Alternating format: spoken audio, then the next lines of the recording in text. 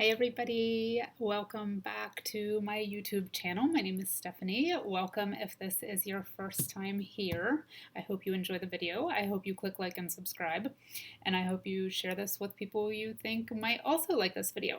So this week we will be doing a pick a card. We are in the week of January 10th to 16th, so second week of January 2021. Kind of made it through the hump of the first week of the year. Not much has changed energetically, but I think people are at least feeling a sense of hope that things might start shifting. And I think they really will start shifting as we get a little closer to that springtime energy. So we might feel kind of in a holding pattern for a couple months, but there is a sense of renewal and a sense of hope coming in. We do have our first new moon of the year of 2021 on January 12th, so I believe that's Tuesday. And new moons traditionally great for manifesting what we want. So I thought this week we would focus on what do we want to bring more of into our lives and how can we do that? What do we need to focus on to bring in the energies we want?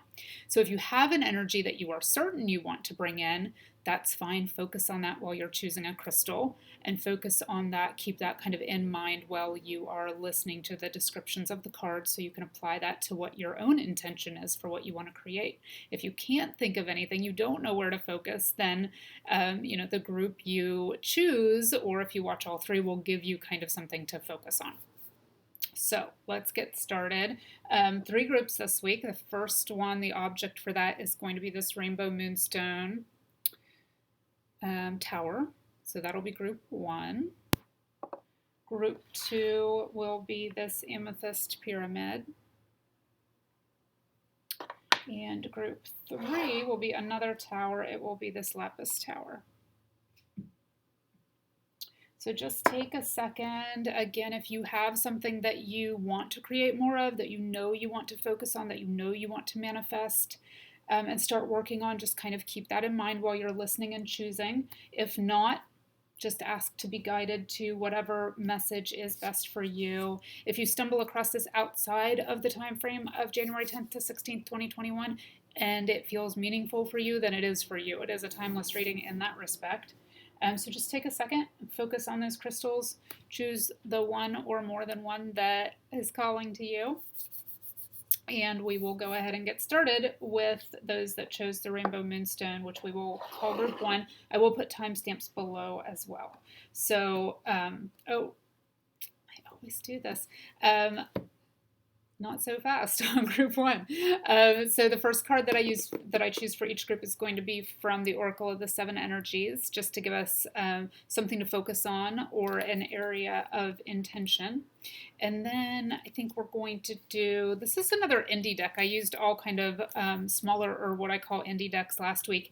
I did not use this one last week, but I love it. It's an inner child deck. Inner child work, childhood issues, have things to release, have been coming up a lot in private readings lately. So I thought this would be a good one just to kind of find out where our intention should be. Do we need to get rid of anything before we can bring new in, or is it just something to focus on? So that'll be the second card for each group. And then fairies are great for manifestation work, so we will do a third card for each group from the Oracle of the Fairies. Now, on with group one. And these, again, will be time-stamped from this point forward. So group one, let's take a look and see what your energy is from the Oracle of the Seven Energies. And you have the number 2 card, which is the Roots of Abundance card. Roots of Abundance, and the number 2 card being a root chakra card, earth energy, so that grounding energy. This card all about feeling safe, stable, and secure in all areas of your life. So that is your energy that you are focusing on bringing more of in this week, especially during this energy of the new moon. So if you have a focus, if you have something you're wanting to create more of, like a project or money or, better relationships, if you have a specific focus, then this is just kind of indicating that it's going to be extra easy to manifest what you do want right now. So really being mindful of your thoughts and focusing everything in the positive, rather than I don't want any more of this, always focusing it as I do want more of this. whatever that might be. So really going to have an extra boost in your manifestation powers this week, especially around Tuesday, but really all week. It could be career, it could be money, it could be healthy relationships. And there's kind of an affirmation that you can work with this week, or a mantra: my life is safe and secure. So I feel like when we trust that our life is safe and secure, we're better able to let go and be in that state of flow that is necessary for bringing in more abundance. So this is saying abundance through grounding work, abundance through safety and security, abundance through knowing that you are supported. And then your inner child card for this week, group 1, is the what if. So this is definitely kind of an energy to let go of so that you can bring what you want in. And the what if is about kind of that uncertain energy, always rehashing things, always saying, well, I could feel safe and secure, but what if?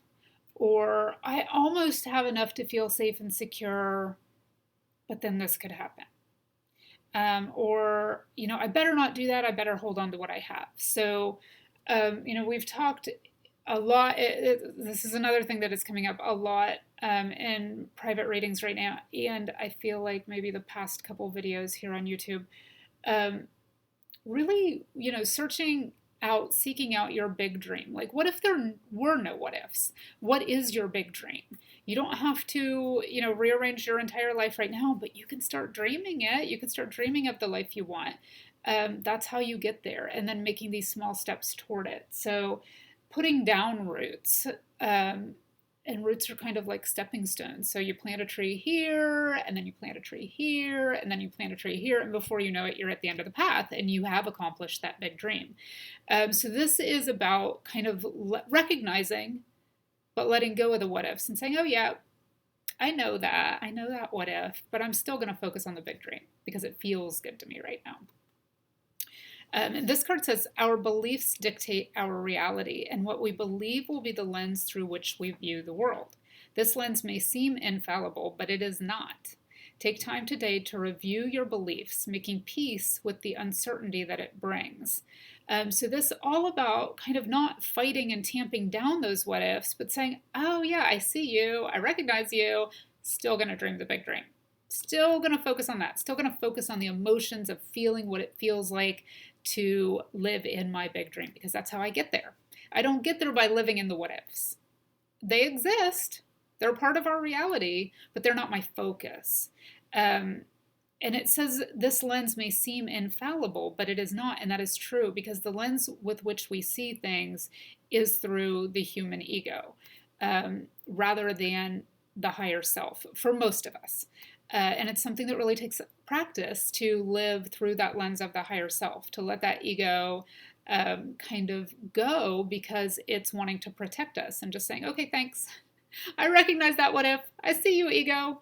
But I'm still going to stay, with this bigger vision that I have. So that's kind of what you are letting go of so that you can dream your big dream. And then, what is your fairy energy? Oh, funny. It's actually the inner child card for you, group 1. What the fairies want to help you manifest. Fairies are, if you're not into fairy energy, think of it as the energy of like a childlike, playful, creative energy with no boundaries. When we're kids, our imaginations can run wild. We don't have limitations. We don't have boundaries. We believe anything is possible. So that's the energy that Spirit is guiding you toward and wanting you to be in, with this Roots of Abundance and with this letting go of the what if. And then what energy the fairies want you to connect with is the inner child energy. Right on the heels of the inner child deck. So it says the fairies of playfulness remind you to make time to embrace your inner child. Playing keeps us young at heart. Do something silly and fun.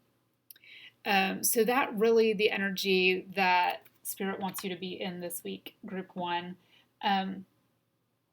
is that energy of creation, that energy of dreaming your big dream. What is it? If there were no what ifs, if there were no limitations, what would I dream up for myself? And just focusing on that and really bringing it into your reality through your imagination, which seems to be kind of a juxtaposition, but it's not. That's how we create things, is by dreaming them up. So spend some time. It's not wasted time. You can call it meditation if you need to. But spend some time dreaming your big dream and connecting to that energy, especially this week. So that is your guidance for this week, group 1. And let's move on to those of you who chose this lovely amethyst pyramid in group 2.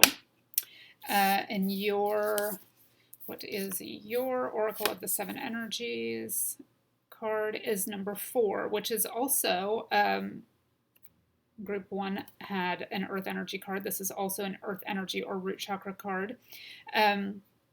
This one's saying, I recognize my life as being full. I recognize my glass, not as half empty, but as half full. I recognize my cup as overflowing with the things I want and need.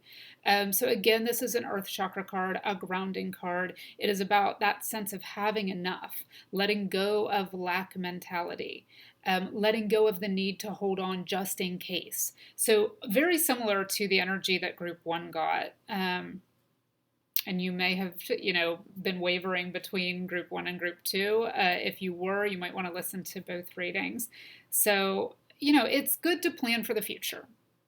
It's not good to, spend everything we have and overdraw our checking accounts. We do have rules we have to live by while we are here on Earth in human form. So it's not about irresponsibility, but it's about knowing what that line is between what you need to feel safe and secure and what you are holding on to because you are in fear of lack. So that's the line we want to kind of get in touch with this week if you chose group 2.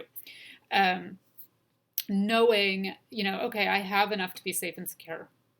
And I can take a deep breath and kind of let things go at this point and really focus on what I want to bring more of in rather than what I'm trying to prevent flowing out.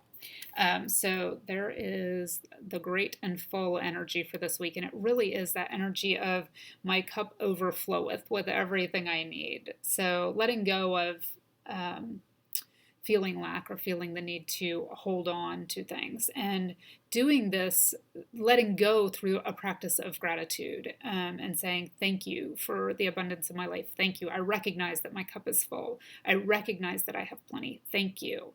I recognize that, and it doesn't have to be in every area of your life. It can be relationships. It could be money. It could be whatever it is. It could be career, but find the things that you are overflowing in, and really focus on those, and that will get the energy moving to help the other areas of your life that you're wanting to create more of get more. So if you have a really great career, or you have plenty of money, or you have really great relationships, really being in gratitude for those things to get the energy going in the areas you might feel perceived lack in. And the mantra or kind of affirmation you could use this week is, I have more than enough. And just really focusing on those areas where you do have more than enough. And then your inner child energy for this week, group 2, is the release. So interesting, this very similar reading to group 1, in that these inner child cards for both groups were more about release. So this one literally is the release card, and it says, some responsibilities are ours to hold, others are not. Do not be fooled in thinking a responsibility is only tangible. Many reside just within the mind. Take stock today of your perceived responsibilities. Which ones need to go? So that can be perceived lack, perceived like you have to take care of this, this, and this for your family, when in reality, just ask for assistance. Not everything needs to fall on your shoulders all the time in every area. So again, what areas are you abundant and supported in, and really focusing on those, and that helps create the energy of abundance and support in the areas that might be a little off balance right now. So you can't create abundance from a feeling of lack. You can't create the feeling of your cup overflowing if really in your gut you're feeling unsupported and a feeling of lack. So really focusing on the areas that you can truthfully sit with the emotion of feeling abundant, and then allowing that to overflow and spill over into the areas where maybe you're not feeling so abundant. But we have to, our inner selves, we have to feel that it's the truth. So, you can't kind of fool yourself into thinking that you're abundant in an area where inside your mind is going, nuh-uh, nuh-uh, nuh-uh. So, this is about the truth. What is the area of your life that you do feel abundant and grateful and thankful and supported? And really focusing on that this week and allowing that energy to spill over into all areas of your life and releasing the perceived feelings of not being supported or having lack, and just kind of letting those go away while we allow the energy of abundance in the other areas to spill over.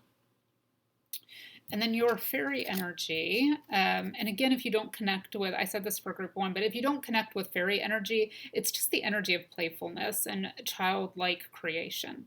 And yours this week, group 2, is find balance. So interesting, given the messages I was just getting here about kind of the tipping of the scales, like where do I feel abundance? How can I focus on that and allow that to balance out the scales of the areas I don't feel such abundance in?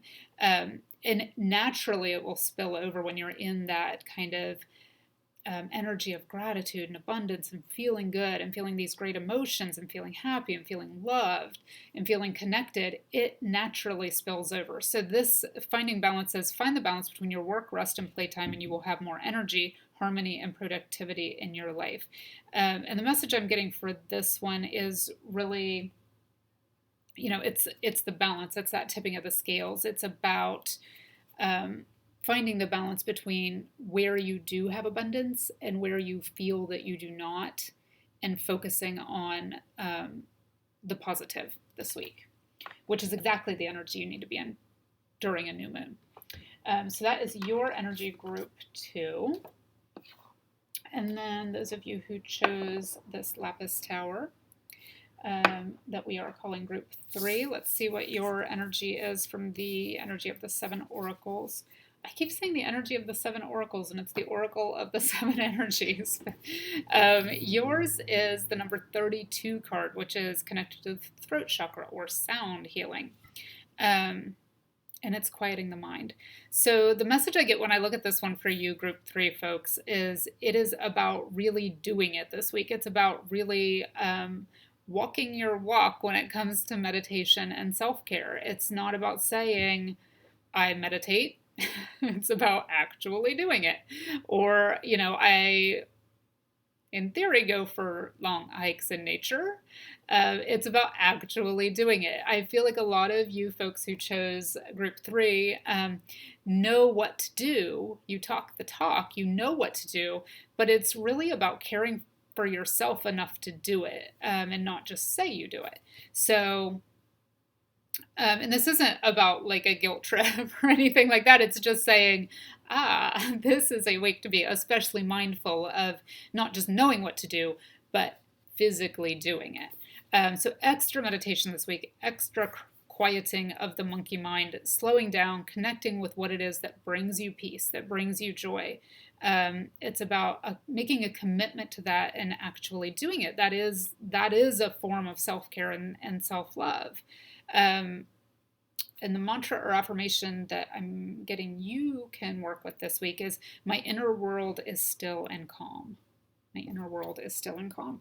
So just about kind of really putting into practice what you already know this week. And I'm also getting chanting for some of you, whether if you're comfortable chanting, like really using that physical throat chakra, do it during meditation. That would be great for you this week. If not, if it's not something you're comfortable doing, and if you can't relax and do it at the same time, just listening to some chanting. You can find it on YouTube, whatever mantra like Om or Ah or whatever it is that resonates for you, just listening to that as a meditation. But sound healing I'm getting for you, group 3 this week.